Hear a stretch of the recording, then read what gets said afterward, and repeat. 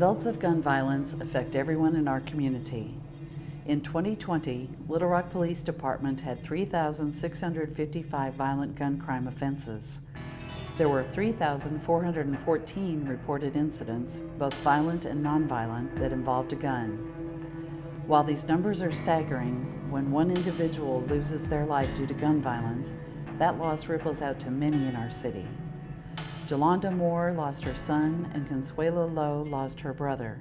They will forever be affected by gun violence. Reginald was very mannerable. He said, yes, sir, no, ma'am. He was mainly by himself all the time. He worked, he had jobs. He was always the one, he was always hungry, but he didn't never want to fix his food himself. So he always had either myself or my mom fix his food. He was a loving father. That was his only child. He cherished every moment being with her. I mean, he gave the little girl anything she wanted. Every time she said she was hungry, he was taking her to go get something to eat. They was sitting down eating somewhere on Saturdays. Just like I said, he was with her sun up to sundown. He was crazy about her. He had been there with her since birth, since she found out that her mom was pregnant. So, that was his little princess. He loved his grandma.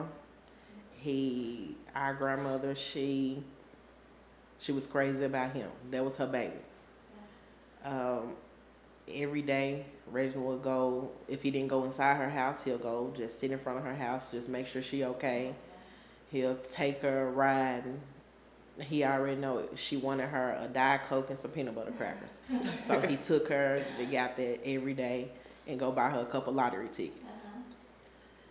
And he loved his nieces and nephews. When they were younger at Boys and Girls Club, they'll call him, be like, Uncle, can you bring us a snack? And so he'll always call me, Sis, why your kids calling me and talk about they need a snack? I mean, he was an A1 person. He was crazy about my mom. I mean, both of us crazy about her. We grew up with her. It was just us three in the house. So, his very first tattoo, he said, I want my tattoo to be my mom's name. So he got a tattoo with my mom's name on his neck. And that was his only tattoo. He never got another tattoo. I just cannot believe that this happened to him because he didn't bother nobody. He would be at my house, he'll be at her house, and we was like, all three of us was bonded together. And it's just so hard for me because they took a part of my life away from me. It would never be the same because, we can't pick up the phone or he called us and be like, I want this for dinner, I want this for dinner. I'll be there at this time here. Because, he always came anytime that you were having anything, anytime the family doing anything, Reginald was always there. So, the holiday's not the same. I can say that, we don't get the same joy to spend the holidays with one another. It's like everyone is lost, My mom have her household, I have my household, so, we not even there. We gonna go show our face. But as far as just sitting down, just eating and talking and just being together like that as a family, it's different. I want justice for my son because he did not deserve what we have to go through. And if anybody know anything, please come forward. I mean, I just want to be at ease and I want to be better than what I've been. And I just want some justice for it. Yeah, we most definitely want closure. We want to know why. Why was it done? Why you pick him? Why did you decide to come to his house?